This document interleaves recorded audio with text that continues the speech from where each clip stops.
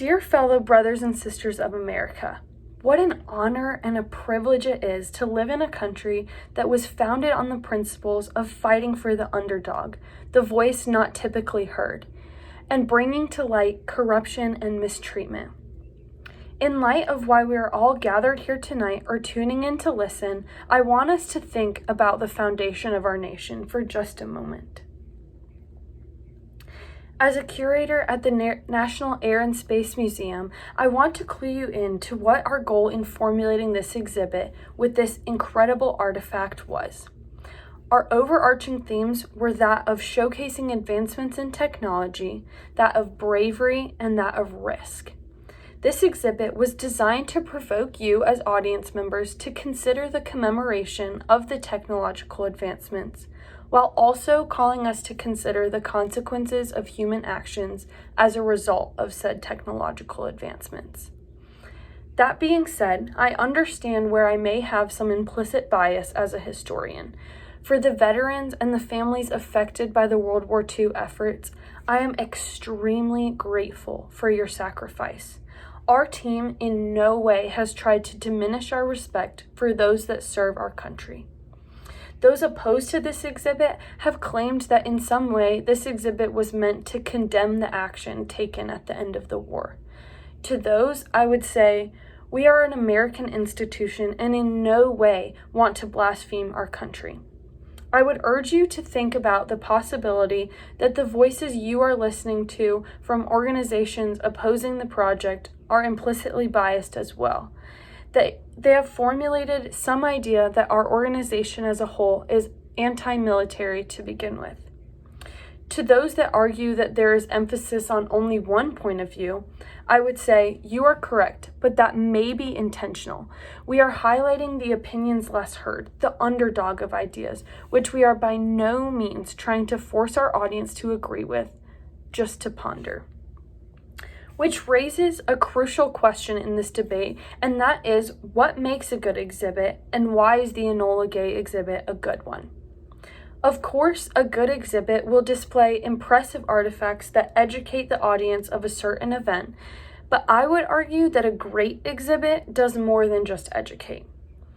A good exhibit should stimulate interest, cause us as an audience to question why that specific object was chosen to portray that event, and why we should care. A good exhibit should be simple enough to commemorate an event, but complex enough to evoke emotion.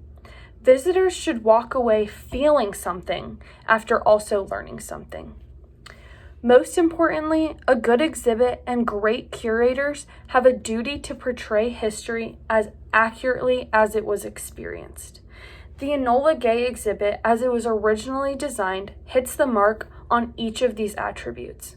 This exhibit displays the expertise and craftsmanship of the airplane itself, while concurrently commemorating those who fought physically and emotionally during the period.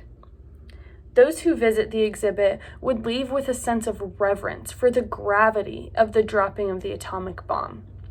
We as curators have spent expensive amounts of time researching and compiling data and stories to accurately portray the events leading up to and after the dropping of the atomic bomb. Those who simply want the exhibit to demonstrate the technologic and militant advancements would be missing a large chunk of the history. The emotions that were stirred in effect to the dropping of the bomb are astronomical, no pun intended, and should not go unaccounted for.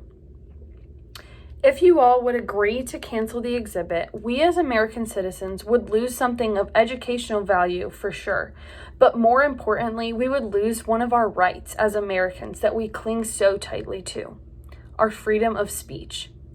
The canceling of this exhibit would essentially be political censorship against us as curators. It would be silencing our voices to protect a sense of national pride, when often our work involves raising our voices for those that historically have not been able to.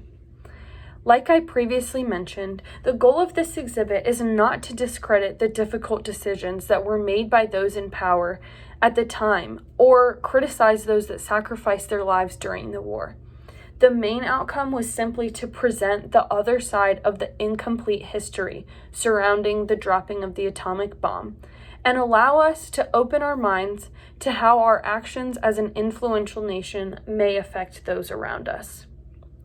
Again, fellow brothers and sisters of America, I urge you to rethink about what this exhibit could mean for all of us, regardless of prejudice, regardless of bias. Adopt a contemplative mindset that considers this exhibit as commemoration in the context of consequences, which were felt by many around the world. Thank you.